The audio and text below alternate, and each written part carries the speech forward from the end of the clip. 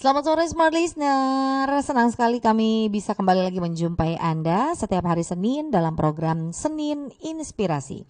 Bersama saya Priscilla Rini nanti akan menemani Anda sampai dengan jam 6 sore nanti.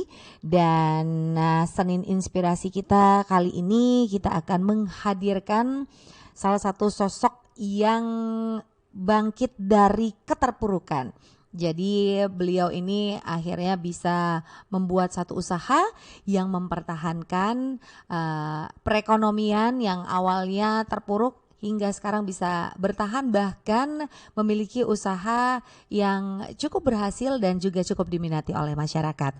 Bersama dengan Ibu Sheila Astri Susinta, ini selaku owner dari Jalangkote Sheila.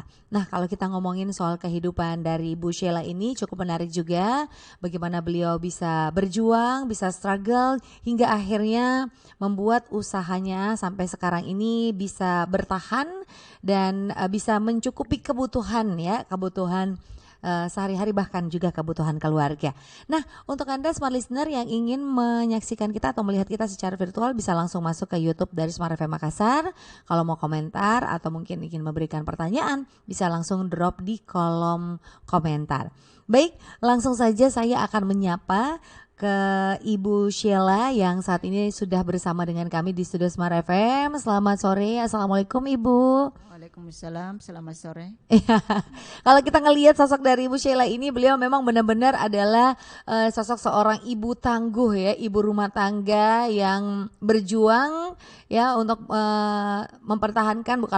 untuk membuat kehidupan ya rumah tangga ini tetap terus berlangsung bersama dengan anak-anak hingga menghasilkan usaha Jalangkote. Kalau boleh tahu nama Jalangkotenya apa nih?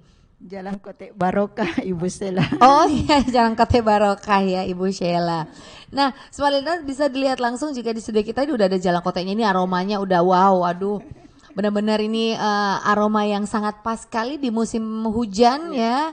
Dengan sambalnya yang pedas ini bisa meningkatkan atau membangkitkan selera makan kita ini. Biasanya kalau makan satu akan nambah lagi nih, tambah banyak ya.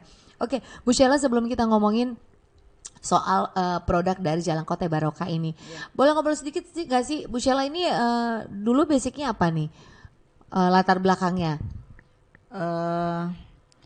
Sebelum jualan Jalangkote dulu apa nih? Saya cuma ibu rumah tangga. Ibu rumah tangga. Ya, ibu rumah tangga. Dulu berarti pure hanya untuk mengurus keluarga. Iya, mengurus keluarga. Tapi memang Bu Sheila suka masak nggak? Tidak terlalu terjun tidak terlalu suka ya, tidak terlalu suka masak. Cuma karena pada saat itu memang anak-anak saya masih kecil, jadi saya fokus mengurus anak.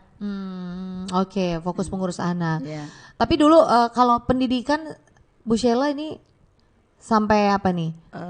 SLTA. SLTA ya. SLTA itu apa ya? SMA ya? SMA ya. Iya.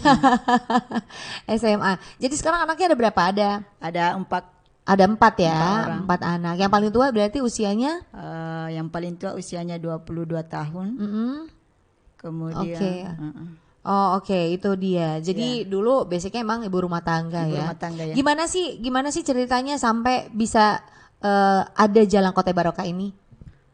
Iya, pada saat itu saya sering melihat kakak saya bikin, cuma pada saat itu karena saya masih ibu rumah tangga, saya belum terjun langsung untuk bikin juga, cuma saya sering lihat-lihat, oh begitu caranya bikin.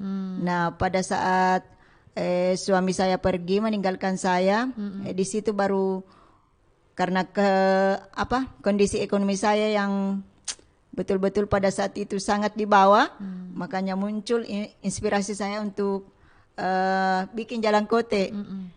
Dan alhamdulillah ini Jalangkote ini yang saya bikin mulai dari tahun 2014 sampai sekarang. Alhamdulillah sekarang sudah banyak dikenal dari daerah Rapokaling. Oke. Oh, jadi ini daerah jualannya di daerah Rapokaling. Rapokaling ya. Jadi sejak tahun 2014. Iya. Ini usaha Jalangkote. Gimana sih ceritanya waktu itu udah bertekad ini karena mungkin dari faktor ekonomi juga ya yang memang harus memaksa. Pokoknya saya harus jualan. Kenapa pilihannya Jalangkote gitu? Kenapa enggak makanan lain? Ya betul. Karena saya pikir itu Jalangkote makanan khasnya Makassar dan banyak disukai. musim panas, apalagi musim dingin. Jadi tidak tergantung dibilang harus musim panas, harus musim dingin baru jualan. Jadi saya itu bikin jalan kote, bilang ini bisa laku di setiap waktu toh.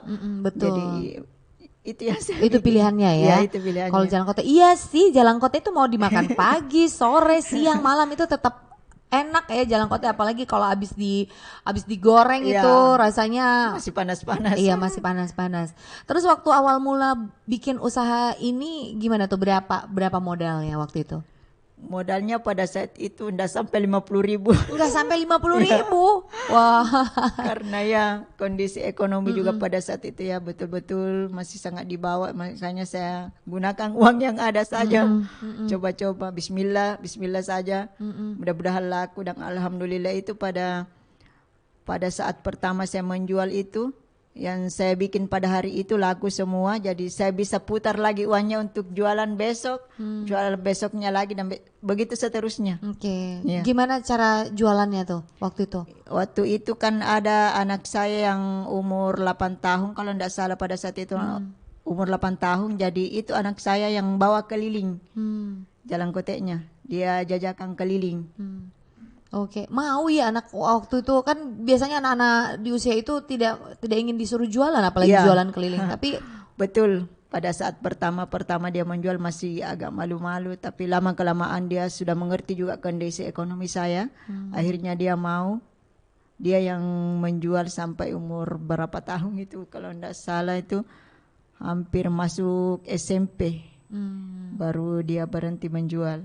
oke, dia berhenti jualan keliling ya. Iya. Berarti memang awalnya itu langsung pertama kali abis bikin jalan kota langsung jualannya keliling ya. Iya. Nggak dicobain dulu ke tetangga-tetangga, tidak ya? Enggak langsung keliling. Langsung Iya. keliling Iya. ya. Waktu itu langsung habis nggak jualannya? Iya, pada saat itu langsung habis, berarti saya berpikir di situ, oh, alhamdulillah ini disuka orang. Cara saya bikin disuka orang, jadi begitu seterusnya. Saya bikin terus, alhamdulillah disuka sampai sekarang. Sampai sekarang. Ya. Dulu awal mula jualan jalan kota ini harganya berapa? Harganya pada saat itu masih Rp500 per biji. 500 Ya, rupiah. Rp500. Itu di tahun 2014. 2014. Ya. Itu udah termasuk masih murah banget sih, itu Betul. Rp500, murah sekali. Betul. Kenapa jualannya Rp500 waktu itu? Karena memang pada saat itu harga jalan kote masih segitu, yang dekat-dekat rumah itu. Oh, yang di daerah Rapokaling itu ya. Ya, jadi kita ikuti harganya. pasar. Ya, ikuti pasar. Waktu itu banyak, berarti waktu itu di daerah situ banyak yang jualan juga Iya, kan? banyak. Banyak ya. Banyak. Kadang kita itu ketemu di jalan, banyak sekali penjual jalan kote. Oh iya, iya benar ya. Rapokaling itu banyak penjualnya. Iya. Waktu itu ingat nggak di tahun 2014 itu pertama kali bikin jalan kote berapa biji jadinya? Kalau enggak salah itu hari 38 biji. 38 biji, modalnya cuma 50.000. 42 kalau enggak salah. 42.000, jadi 38 biji loh waktu itu. Bukan 38 ya. 150 biji kali ya waktu itu. Enggak ya. sampai 100. Mungkin sekitar 30-an ya. Karena saya ingat itu waktu terigunya juga enggak sampai 1 kilo. Mungkin 60 bijian. 60 biji. Iya. Oh my god, ini 50. Anggaplah 50.000 lah ya. Iya. Udah 60 biji jalan kote ini yang dihasilkan, dan itu laku. Nah, Ya, pernah nggak? alhamdulillah. Terus pernah nggak waktu satu kali menjual tidak laku jualannya? Ya, pernah. Rugi. Rugi ya, karena pada saat itu juga hujan. Mm. Pernah juga saya sakit. Jadi Akhirnya tidak terjual jalan kote. tidak terjual. Oke. Nah, ini kan jadi penjualannya ini kan dari oleh anaknya Ibu Sheila sendiri, Iya. terus keliling-keliling, Iya. muter-muter. Ini kan pasti untuk masyarakat mengenal jalan kota ini kan butuh waktu dan juga cukup berat ya. Gimana kisahnya Ibu Sheila dari yang jualan keliling hingga akhirnya bisa berkembang seperti sekarang? Ya. Pada saat itu saya sudah ketemu dengan Ibu Ana dari rumah sakit. Pada saat itu dia yang memberi modal kepada saya, perlengkapan dan segala sesuatu yang bisa saya pakai untuk menjual itu difasilitasi oleh rumah zakat semuanya. Oke, itu Jadi- di tahun berapa, setelah berapa tahun menjual tuh? Berapa tahun ya, Bona? Setelah berapa tahun itu Bu Sheila menjual tuh? Jual jalan kote baru dapat Kurang bantuan. lebih 2 tahun kayaknya. Oh, 2 Ya. tahun Ibu Sheila Ya. jualan Ya, baru baru bisa ketemu rumah Ya. zakat untuk bantu itu ya. Ya. Jadi selama jualan itu peralatannya terbatas berarti Ya, ya. terbatas. Yang ada aja ya, gitu? yang ada aja. Oke, yang ada aja gitu. Iya. Jadi berarti ini untuk resepnya, untuk jualannya semua ini semua Bu Sheila ini Iya. yang bikin. Iya. Pernah nggak dapat komplain dari tetangga-tetangga? Ih kok jalan kotenya kurang enak ya atau? Pernah bukan jalan koteknya ya, dari Lomboknya dia kasih saran ditambah tambah ini supaya lebih enak lagi Lomboknya. Oke. Ya. Nah Bu Sheila ini selama jualan jalan kote apa hal yang terberat? Yang Hal paling berat? Iya, yang paling berat itu karena ini kan jalan koteknya prosesnya panjang. Panjang dibikin, kadang saya curi-curi waktu karena banyak juga kegiatan di luar sekarang-sekarang. Itu kadang lama baru selesai. Itu yang Itu aja ya? yang bikinnya itu Agak prosesnya sulit. lama ya. Oh oke. Baiklah, nanti Smart Listener kita akan segera kembali, kita akan ngobrol. Jadi Bu Sheila ini setelah dia jualan keliling-keliling gitu ya, akhirnya dibukakan jalan oleh Tuhan untuk bisa bertemu dengan rumah zakat sehingga membuat usahanya bisa berkembang. Seperti apa sih perkembangan usahanya sekarang? Kami akan segera kembali, tetap terus di Senin Inspirasi.